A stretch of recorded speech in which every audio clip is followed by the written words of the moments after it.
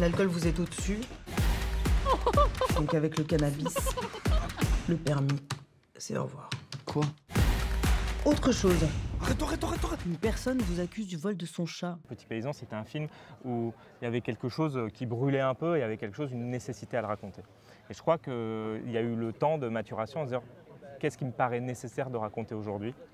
Je crois qu'avec l'histoire de Météor, c'est le moment où en effet il y a eu un peu ce déclic à se dire ça me paraît nécessaire de le raconter à ce moment-là. Et évidemment, je pense qu'il y a aussi un temps long de réflexion, puisque après le succès de Petit Paysan, évidemment, il y a la pression et le temps que tout ça s'aplatisse un peu et de se sentir un peu libéré de tout ça. Pour moi, le scénariste ne peut pas écrire sans le réalisateur. Donc c'est vrai qu'on est... S'il y avait ce temps-là, moi je comprenais complètement ces inquiétudes ou ces doutes sur un... Parce qu'en fait, le scénario du film a beaucoup évolué. C'est pas qu'il a traîné, c'est qu'il a beaucoup changé. Il a muté en cours de route, il s'est délesté de certaines choses, il s'est renforcé d'autres. Et comme il est aussi très inspiré d'une personne très importante dans la vie d'Hubert, ce qui se passait dans la vie de cette personne a aussi beaucoup, moi je pense que c'est ça, c'est beaucoup interrogé, influencé ce qui se passait dans la fiction. Mec, qu'est-ce que tu fais? Il est extrêmement moche, ouais, impossible qu'il me ressemble, c'est impossible que c'est moi. Là où Petit Paysan était plus un peu le fantasme de la vie que j'aurais pu avoir si j'étais resté dans la ferme de mes parents, Météor, c'est vraiment la jeunesse que j'ai eue. Ce qui a été viscéral, c'est justement la personne dont je jouais, donc moi qui est mon cousin et avec qui j'ai grandi et dont je suis extrêmement proche, qui m'accompagne aussi depuis le début, aussi dans le cinéma. On vient tous les deux, voilà, en effet, le film est ancré dans un territoire particulier, très, très petit. Et on se côtoie, lui m'a accompagné aussi dans les films qu'on a fait, il jouait dans mes premiers courts-métrages.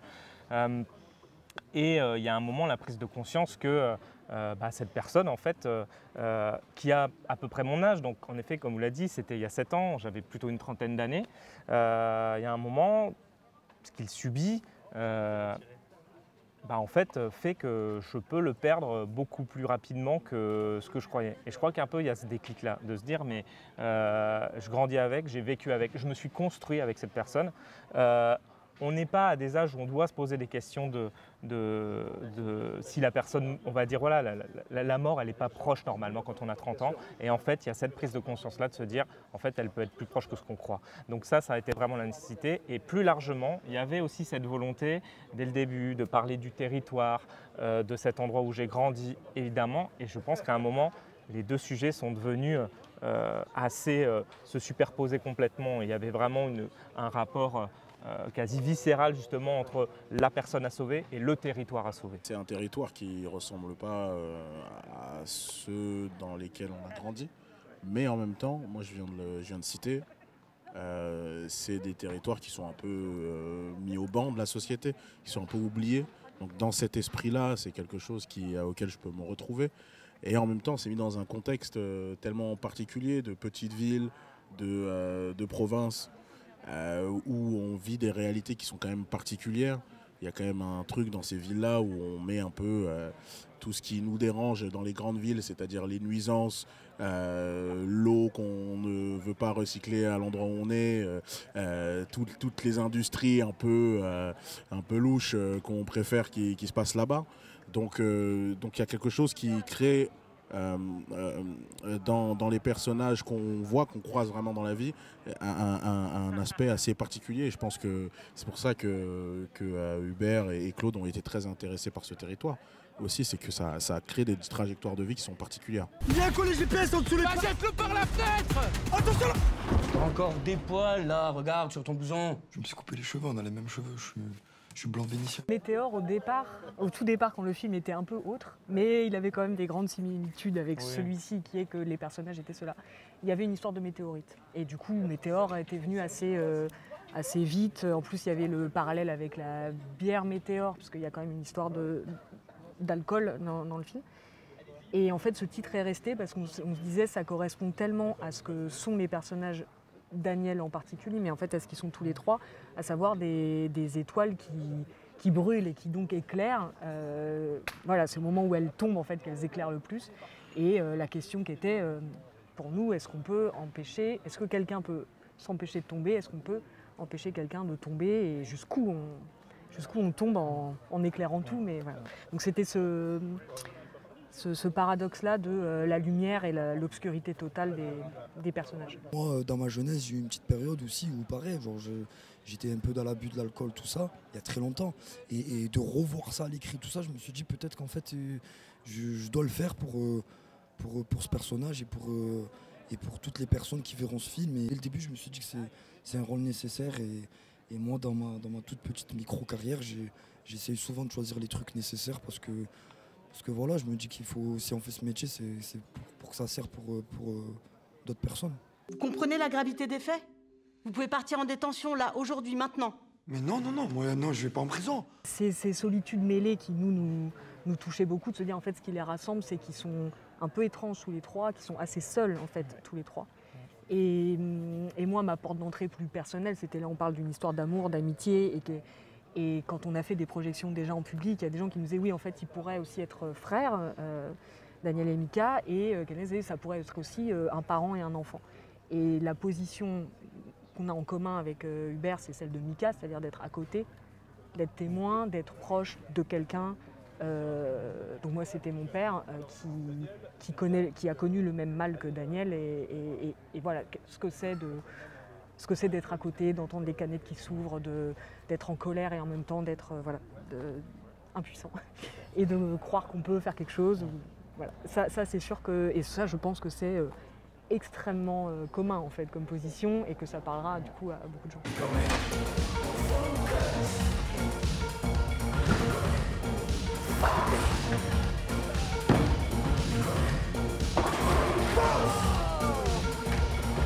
Franchement, on est pourris.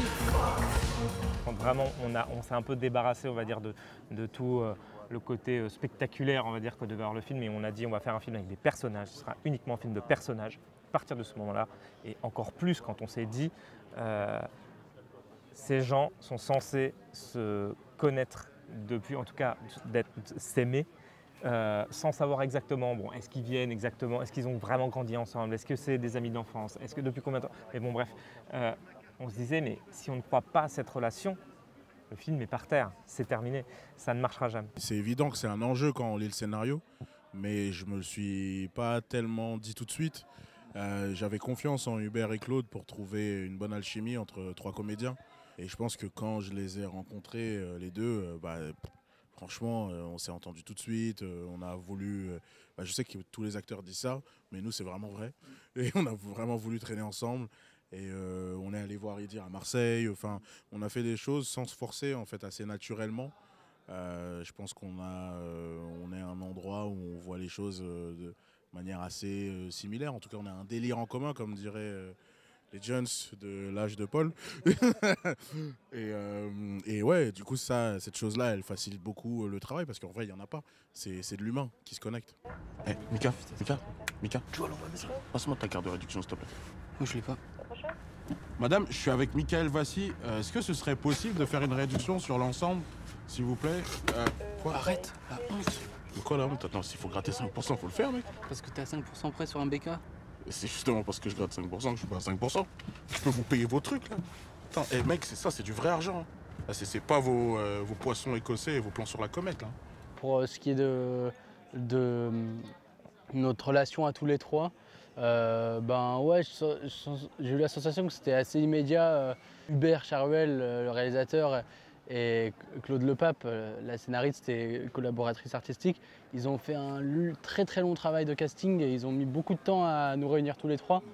Donc c'est un groupe qu'ils ont formé en faisant avec attention, quoi. Donc je pense que si ils nous ont mis tous les trois ensemble, c'est que il y avait quelque chose et d'ailleurs c'est ce qu'on a senti tout de suite. Et ensuite ça s'est poursuivi parce qu'on a noué de bonnes relations, parce qu'on s'entendait bien. Et donc évidemment que tout de suite on s'est dit mais le casting est la chose primordiale. Le casting, et ce que tu dis aussi, c'est un temps de répétition qui était prévu et on s'est dit tout de suite. Dans les contrats il y aura des temps de répétition. On avait demandé au producteur, voilà, c'était ça, on s'était dit il faut qu'à partir du moment où on a un texte, il faut que les gens puissent le répéter Se connaître. Se connaître. L'amitié de ces 3 gars, on y croyait à l'écriture, mais en fait ça s'est fait un peu naturellement et aussi ce qui a été bien aussi, c'est qu'on a eu grave du temps pour se voir, on se voyait, mais c'était pas forcément on se voyait parce qu'on devait se voir, parce qu'on préparait un film à 3, on se voyait parce qu'on s'est dit il faut qu'on se voit, et en fait tout doucement, à force de répéter, on rigolait entre les répétitions, pendant les repas, tout ça, et en fait on s'est créé une amitié naturelle qui nous a extrêmement servi pour le tournage. On a commencé les répétitions 3 mois avant. On a fait plusieurs journées, mais on n'en a pas fait non plus énormément. Mais par contre, ils sont arrivés chargés de tout ce que déjà ils avaient emmagasiné, de comment ils ont vu les interactions des uns avec les autres, comment ça matchait, tout ça. Et y compris quand on est sur le tournage, parce qu'on a tourné à Saint-Dizier. Et même là, en fait, ils ont vécu à Saint-Dizier. Et ce qui était très marrant, c'est que voilà, normalement, ils avaient tous leurs appartements les uns à côté des autres. Nous, on habitait, on était dans des logements, on habitait juste en dessous de chez Idir. Et en fait, Paul était tout le temps, il a fait une coloc avec Paul et Salif était jamais très loin quand il était là, quoi. Et du coup, on les entendait vivre là-haut. Et voilà, Dan et Mika, pour nous, ils étaient aussi hors des horaires de travail, juste au-dessus de chez nous. On a eu aussi la chance d'avoir des bonnes séances de travail, ce qui est aujourd'hui rare un peu dans le cinéma, parce que maintenant ça va tout droit. Et nous, on a eu la chance d'avoir à peu près 2 mois, 3 mois avant le tournage pour se voir. Il y en a carrément aussi eu 1 semaine pour s'entraîner sur les décors même. Donc du coup, ça nous a aidé de fou. Ça nous a aidé de fou, je pense. Nous, on était très conscients de ça, de se dire genre, on n'aura pas le temps de construire cette alchimie pendant le tournage. Il faut qu'on puisse la construire avant. Donc c'est aussi pour ça qu'on s'était dit, il faut vraiment avoir ces plages de répétition. Et donc c'était très important. Et en effet, là où par contre on a été assez surpris, c'est que quand on a choisi Salif, Idir et Paul, voilà. Qui ne se connaissaient pas du tout. Qui viennent de milieux extrêmement très différentes. Je veux dire, en fait, s'il n'y a pas le cinéma là, qui les unit, ces 3 personnes-là, en fait, je pense qu'il y a peu de chances qu'ils se rencontrent, quoi. Et le premier jour de répétition, on n'avait plus aucun doute. Je pense qu'il y a une alchimie entre eux qui nous a extrêmement sécurisés. Je sais pourquoi tu parles comme ça, c'est triste. Tu parles comme ça parce que t'as pas de rêve. J'ai pas de rêve, moi, n'importe quoi. Ouais, t'as pas de rêve. Ok, super. C'est vraiment triste de te voir comme ça. Désolé, triste, mec. Désolé. Je pense qu'ils ont quand même beaucoup travaillé. C'est-à-dire que c'est pas qu'une grâce venue du ciel. Même si ça donne cette impression-là quand ils jouent d'une forme de facilité, je pense que ça ne l'est pas. Je pense qu'ils se sont beaucoup... c'est comme ça qu'Idir et Paul le racontent, mais la scène dite de spectateur de ça dite de fracture, qui a été très longue à tourner, ils se sont vraiment appuyés l'un sur la peine de l'autre. En fait, et c'est vrai qu'il y a eu quand même dans leur façon d'être sur le tournage et en dehors du tournage, quelque chose de très similaire en fait à leur personnage. Et dans cette espèce d'entraide, et effectivement d'avoir mal de la peine de l'autre, c'est vrai que ça c'est quand même... et c'est vrai que les personnages vivent ça, et c'est une relation qui arrive au bout malgré la volonté des deux. Et c'est vrai que personne ne voudrait que ça s'arrête. Et pourtant, l'amour ne suffit pas, l'amitié ne suffit pas. Parfois, ça dépasse. Et je pense que c'est ça aussi la souffrance des 2 personnages, c'est de se dire ça dépasse les sentiments qu'on a l'un pour l'autre. Et c'est vrai qu'ils ont beaucoup travaillé sur leur interdépendance. C'est surtout ça qui m'a plu, c'est les relations entre eux. Et ensuite, j'étais touché par la façon dont ils se retrouvent seuls. Suite à sa volonté vraiment d'essayer de trouver une nouvelle direction. Il se retrouve seul et ça m'a touché cette façon dont il se perd un peu dans ses recherches et finalement il se sent incompris. Et puis la difficulté que c'est de changer quand personne voit de ce dont tu parles autour de toi. C'est un personnage ensuite qui dort pas la nuit, il y a un sentiment de solitude qui est dur parce que du coup ça fait se remettre en question. Est-ce que j'ai vraiment raison de me mettre comme ça à dos de tout le monde ? Peut-être qu'en fait, je devrais juste être comme tout le monde. À la fois, il y a quelque chose qui vient aussi de son plaisir d'enquêter, parce qu'il a aussi une volonté qui s'affirme un peu de suivre la voie du journalisme. Et donc, Finalement, il y a quelque chose qui le pousse à aller au bout de ce qu'il sent et on sent que c'est pas évident, mais à la fois qu'il peut pas faire autrement, quoi. Mon Piquet, tu veux que je te sers un verre de Sky? Viens. Arrête, stop. Je suis très touchée par les personnages qui croient en quelque chose. Et Mika, ce qui me touche beaucoup chez lui, c'est cette espèce de pureté totale, de dévotion totale, et en même temps d'être en fait à côté de la plaque. Et de quelqu'un qui se rend compte au fur et à mesure que ce pourquoi il se bat, en fait, il ne le comprend pas, que ce qu'il découvre, il ne le comprendra pas, mais qui veut toujours y croire. Et Daniel, c'est aussi ça qui me touche beaucoup, c'est d'être, en fait, pour lui, à la fois y croire complètement et savoir qu'en fait ça ne marchera pas. Moi, c'est ça que je vois en lui. Et Tony, c'est quelqu'un qui essaie de tenir droit et qui est finalement dans une solitude finalement peut-être encore plus grande que les deux autres qui en fait sont ensemble dans leur histoire. Ça a été plus difficile que je pensais. Je pense que c'est un personnage finalement, comme il a fait un choix très clair de lui se sauver peut-être avant les deux et de mener une vie pour ses enfants qu'il a et pour la vie qu'il a envie de mener. Je pense qu'il y a quelque chose d'assez clair dans sa trajectoire, mais finalement il est assez tiraillé aussi parce que c'est l'amitié fait qu'on a envie de rester avec ces gens, on est attaché. Donc il sait en même temps que c'est mauvais le fait de rester avec eux, de boire avec eux, de continuer à les accompagner dans cette dérive, et en même temps il a trouvé quelque chose pour se sauver. C'est un peu un contre-emploi pour moi ce rôle-là. Et du coup, un peu naïvement, je me disais, bon, ça va, c'est pas un truc de fou. Et surtout, ce qui était difficile, c'est que comme il n'a pas l'air sympathique comme ça, même s'il leur offre à un moment une opportunité de travail, il n'a pas l'air sympathique et il fallait quand même qu'on sente l'amour et l'amitié profonde qu'il ressent pour les deux. Comme il ne vit pas avec eux, pour le spectateur, il a peu de moments où il peut le montrer, ça, cet aller vers. Et ça arrive sur une ou deux séquences où là on comprend, comme il aime bien dire, là on comprend qu'il les aime vraiment. Mais du coup c'est en ça que c'était difficile, c'est que c'était des fenêtres de tir assez minces.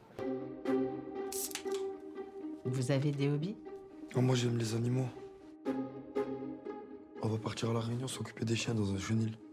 On a besoin d'un contrat de travail. Tu penses que tu pourrais nous prendre avec toi sur les chantiers? Il y a justement la dimension d'histoire amour-amitié, et on va dire où ça, on savait qu'on avait tellement de vécu aussi, on s'est dit bon, on va raconter une histoire avec ça. Mais il y avait aussi la manière dont on le raconte. Petit paysan, voilà, il y avait beaucoup de termes autour de, c'était un drame, mais c'était aussi un thriller agricole, des choses comme ça. C'était de se dire, ok, là on a envie de faire un film social, à quoi on a, et un film d'amour, quels sont les genres qu'on peut toucher, qu'on peut effleurer dans cette histoire. Et je crois qu'en fait, l'un des travaux qui a été assez important à l'écriture, en tout cas à ce niveau-là, c'était ça. C'était ce la part d'universel, pour moi aussi, elle va là-dedans, dans la manière dont on raconte, avec quel genre on veut raconter l'histoire. C'est même une richesse pour un acteur de pouvoir traverser autant de genres sur un film. Le scénario est très construit, il est très rempli. Il y a des scènes où on devait avoir quasiment une sorte de timing de comédie, surtout vos scènes à vous deux, même le fait que la scène où je leur propose, ils me proposent de travailler pour moi et je dis oui, il y a quasiment un timing de comédie à trouver ensemble, et ça c'était super intéressant. Et puis il y a d'autres scènes de drame tout aussi classiques, de rupture, et c'est hyper intéressant pour un acteur de jouer ça. Ça rend le film assez riche. Moi, je dirais même que ça me fait penser un peu à une sorte de... Le film va vers une sorte de gueule de bois, en fait, où il y a une sorte de high au début, où tout le monde est très enjoué, il y a quelque chose d'un peu nuageux et tout ça. Et petit à petit, on revient vers une sorte de réalité où on se confronte un peu à ce high-là, et c'est ce que ça nous a fait. Et c'est ces genres qui nous amènent dans ces étapes. Donc c'est très intéressant comme procédé. Bienvenue, Agence nationale de gestion des déchets radioactifs. On prend pas de radiation là. Ça craint rien. On a ça de La Réunion. J'ai l'impression qu'Hubert avec nous, il remettait en question beaucoup son scénario chaque jour aussi. Enfin, pas qu'il le remettait en question, mais c'est-à-dire que tout le temps... Il regarde, il vérifie ce que je dis. Non, mais Hubert était vraiment... Il réfléchissait avec nous beaucoup, et avec Claude aussi, sa collaboratrice artistique. mais il réfléchissait beaucoup avec nous et donc j'ai souvenir d'une grande proximité entre tous les trois et Hubert et qui veillait vraiment, il nous observait aussi beaucoup, puis ensemble, il avançait, mais ensemble quoi. C'est un réalisateur, donc c'est un peu le chef du navire, mais c'est sa priorité principale, c'était ses acteurs. Même des fois quand il avait un peu des trucs qui étaient un peu techniques, tout ça, ou qui étaient dans le décor ou quoi, ben, il attendait vraiment qu'on soit à l'écart. Genre nous, en fait, il nous prenait dans une bulle, et en fait, il nous écartait un peu des trucs un peu techniques, tout ça, pour qu'on reste vraiment dans les rôles. Les gars, venez! Dan, arrête! Je vais glisser! Arrête! Tu vaux rien dans la tête des gens, tu vaux rien. Tu vaux zéro. Je veux plus, j'y arrive plus. J'y arrive plus, c'est tout. C'est vrai qu'ils se disent des choses, mais ils sont même pas. Il est même pas exactement sûr de ce qu'il lui dit. Et c'est vrai que comme dit Salif, c'est vrai, moi je suis complètement d'accord avec cette forme de. Comme si le film allait vers une gueule de bois, où au début c'est une grosse. Une euphorie. Et là d'un coup, il y a une zone de flou aussi dans ces discussions-là. À la fois, il a l'air d'être sûr que c'est plus ce qu'il veut, mais à la fois, en le disant même, c'est des liens tellement forts d'amitié, quoi. Ils vivent ensemble. Bah, il ne sait même pas trop si c'est vraiment s'il est sûr de ce qu'il fait non plus. Donc après, comme dit dire aussi, c'était vraiment. C'est toujours hyper amusant aussi de jouer ensemble tous les trois et donc ça communiquait entre nous, mais donc c'était plutôt amusant quand même à faire. Faut que tu t'engages à plus faire travailler Daniel. Tu crois que ça va aider Daniel, ça? Ce qui va l'aider, c'est qu'on se barre d'ici. Il y a une certaine étrangeté de temps en temps dans le décor, dans les couleurs du film, où t'emmène dans d'autres types de réflexions de temps en temps, où il y a quelque chose d'un peu spatial, un peu cosmique. Et donc c'était cool, parce que c'est pas forcément quelque chose qu'on vivait sur le tournage, mais du fait de la façon dont le film est fait, ensuite ça emmène cette histoire d'amitié ailleurs aussi. C'était aussi faire un film d'homme hors norme, c'est-à-dire que en fait, effectivement il n'y a pas de femmes, donc c'est même pas qu'ils sont sans les femmes, c'est que dans leur vie il n'y en a pas, et que du coup c'est vraiment centré sur ce trio d'hommes qui sont en fait des gens. Donc, au-delà du fait, donc c'est de montrer aussi que les jeunes garçons, enfin en tout cas ceux qu'on connaît, ne sont pas que dans des représentations virilistes, pas sensibles, voilà, et que ce genre d'amitié existe, et que ce genre de garçons gentils, dévoués existe.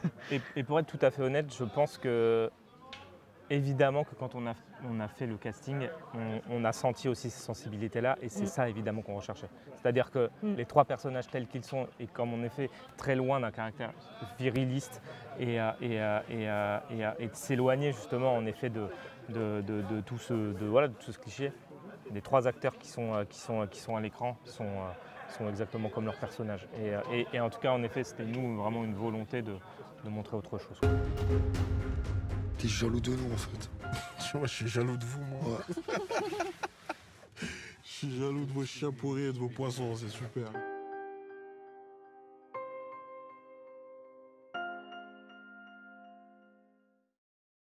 On s'est heurté aussi à des gros problèmes de sécurité, puisque en fait, être perché en haut de la tour Miko, il y avait beaucoup de questions, parce que c'est un vieux bâtiment avec pas des accès. Enfin, tout est aux normes, je vous rassure, mais voilà, pour nous faire des cascades, c'était extrêmement compliqué. Et ça, on n'a jamais dérogé de cette règle-là. Non, c'est le symbole de la ville, la tour Miko. C'est le passé industriel de la ville qui est énorme. C'est l'usine de glace, c'est la marque. Aujourd'hui, c'est le cinéma. Aujourd'hui, c'est un cinéma. Il y avait un symbole fort. Et oui, le Ciné-Quai, le cinéma de Saint-Dizier, maintenant, il est dans l'ancienne usine Miko. Donc c'était évident. Il y avait la tour Miko, et de faire passer des rafales à un moment dans le film, c'était le symbole de la ville, d'ailleurs.